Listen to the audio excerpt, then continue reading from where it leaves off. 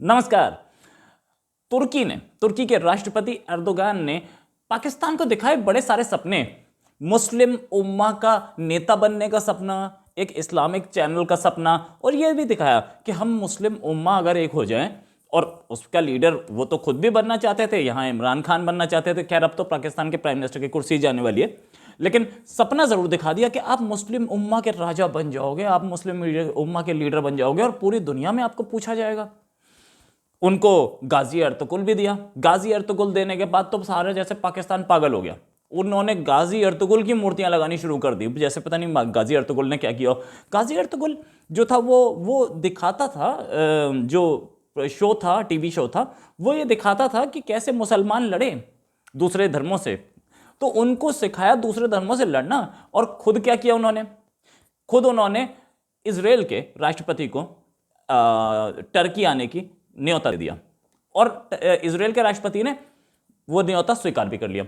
ये न्योता जो विजिट होने वाली है, ये विजिट फरवरी मिडल में होने वाली है, मींस अगले 15 दिन में विजिट हो जाएगी। वैसे तो एर्दोगान जो हैं बड़े कस्में खा रहे थे कि भैया मैं इजराइल जो है वो टेरर कंट्री है और मैं मुस्लिम उम्मा के साथ हूं, लेकिन उन्होंने जो ये यू टर्न मारा, इससे पाकिस्तान हैरान है। पाकिस्तानी जर्नलिस्ट तो पागल हो चुके कि ये क्या हुआ, ये तो हमारे साथ खड़ा था, आज उधर खड़ा है दूसरी साइड। ये तो इंडिया के खिलाफ बोल रहा था, इसने कई जगह कश्मीर बोला, अब कश्मीर भी नहीं बोलता। ये हो क्या गया ऐसा तगड़ा? इंडिया का चलो इंडिया से मान लिया, इंडिया से इसने कर ली, लेकिन यहां तो अपने दुश्मन से, जिसको हम दुश्मन माने बैठे हैं, भले ही सारे के सारे क्या बोलते हैं, अरब कंट्रीज ना मानते हो, अरब कंट्रीज उससे दोस्ती बना रहे हो, लेकिन हमने बोल दिया कि नहीं, हम इसे दुश्मन मानते हैं। क्यों मानते हैं?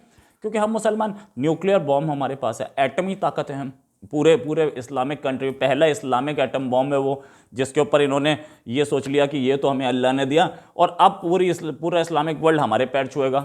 ऐसा तो कुछ हुआ नहीं। साथ में जितने भी दोस्त थे सारे के सारे धोखा देने लगे, कोई इनके साथ खड़ा नहीं। तो एर्दोगान साहब ने बुला लिया। इनफैक्ट एर्दोगान ने जो इससे पहले मतलब गए थे, वो इजराइल पहले गए थे 2005 में, उस समय प्राइम मिनिस्टर थे एर्दोगान, और जाकर के वहां पे बातचीत भी की और बहुत बढ़िया रहा एटमॉस्फेयर। ये भी बोला कि मैं आपकी और फलस्तीन की, अरब से बात करा दूंगा। उसके बाद वो प्रेसिडेंट जब बने तो उन्होंने स्टैंस बदल लिया। वो उनके दिमाग में अब आ गया मुस्लिम उम्मा का सपना, और मुस्लिम उम्मा के सपने में उन्होंने क्या किया? उन्होंने बोला कि ये इजराइल ये टेरर स्टेट है, और इजराइल के एम्बेसडर को भी 2008 में कंट्री से बाहर निकाल दिया। इजराइल ने भी टर्की के एम्बेसडर को बाहर निकाल दिया। अब सिचुएशन पलटी। उसी समय जब निकाला था, उसी समय इजराइल ने भी बोला कि ये हमास को ना सपोर्ट करता है, ये इसको हम साथ नहीं लेंगे। लेकिन अब सिचुएशन ये पलटी कि टर्की की इकोनॉमी टूटी और बुरी हालत में आ गई। टर्की को पता लगा कि नहीं यार, ये मुस्लिम उम्मा तो कोई हेल्प करने वाली है नहीं, हेल्प करेगा तो इंडिया करेगा, इजराइल करेगा, यूएस करेगा, तो इसी कैंप में आ लो, बेस्ट है। ये पाकिस्तान के पास क्या है? पाकिस्तान तो अपने खाने को ना है, मेरे को क्या देगा? तो इसलिए एर्दोगान ने पलटा मारा और पाकिस्तान को धोखा देते हुए वो इंडिया से दोस्ती की, इंडिया से ड्रोन कॉन्ट्रैक्ट कर रहे हैं और दूसरे कॉन्ट्रैक्ट्स कर रहे हैं। साथ में इजराइल के प्रेसिडेंट को अपने पास विजिट पे बुला लिया। इजराइल प्रेसिडेंट भी खुश। वैसे जुलाई से अब तक, पिछले साल जुलाई से अब तक 3 बार बात हो चुकी है दोनों लीडर्स की, इजरायली प्रेसिडेंट और एर्दोगान की, टर्किश प्रेसिडेंट की, फोन पर, और बड़ी अच्छी बातचीत हुई है। अपने इस मुस्लिम उम्मा के सपने में एर्दोगान ने किया क्या था? एर्दोगान ने यह किया था कि सऊदी अरेबिया से दुश्मनी ली, यूएई से दुश्मनी, इनफैक्ट यूएई को भी जा रहे हैं फरवरी में एर्दोगान मीटिंग करने, सबसे बेटर रिलेशंस बनाने शुरू कर दिए। उन्हें पता है इकोनॉमी बेटर जब तक नहीं होगी तो अगले साल आने वाले इलेक्शन में हारूंगा। और पाकिस्तान का क्या है, इसको कोई नहीं पूछता, इसे तो दूर ही रहो, अच्छा है। ये जिसके साथ आया मुझे भी एफएटीएफ में ले गया, और क्या चाहिए? मैं तो फंस गया ना चारों ओर से, इसलिए मैं इस चक्कर में नहीं पड़ सकता। एर्दोगान जो थे, उन्होंने उनके ऊपर सैंक्शंस भी लगे थे अभी, क्योंकि उन्होंने रशिया से S-400 खरीद लिया था, तो वो सैंक्शंस भी लिफ्ट कराना चाहते हैं। यार सैंक्शंस लिफ्ट हो, पैसा तो आए, मेरी इकोनॉमी कैसे चलेगी? तो एर्दोगान ने क्या किया? बेटर रिलेशंस बनाने के लिए इंडिया से बनाया, अब इजराइल से बना रहे हैं, यूएई से बना रहे हैं, सऊदी से भी बेटर रिलेशंस बनाने की बातचीत चल रही है हर जगह से। इनफैक्ट यही एर्दोगान है जिन्होंने 2020 में इस्तांबुल में, अपने ही कंट्री के एक पार्ट में, इस्तांबुल में कुछ हमास के लीडर्स को बुलाया, वेलकम किया, उनसे बातचीत की सबसे, 2020 में। ये 2022 चल रहा है, सिर्फ 1 साल में ये पूरा गेम हुआ। 2020 में बुलाया, सबसे बातचीत की।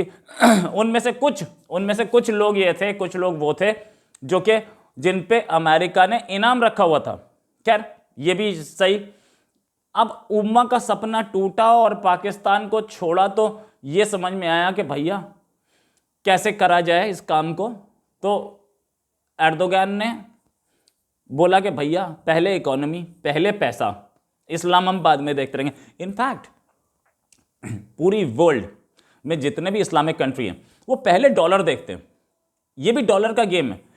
एर्दोगान भी चाहते हैं डॉलर मिल जाए। डॉलर करेंसी गिरती जा रही है यार, इटालियन लीरा बुरी हालत हो गई है। कौन उस करेंसी में इन्वेस्ट करना चाह रहा है और कौन चाह रहा है कि वहां से कॉन्ट्रैक्ट हो। और एक यूरोपियन कंट्री जिसको किस जमाने में सिक मैन ऑफ यूरोप बोलते थे, अब वो सिक मैन फिर से बन रहा है।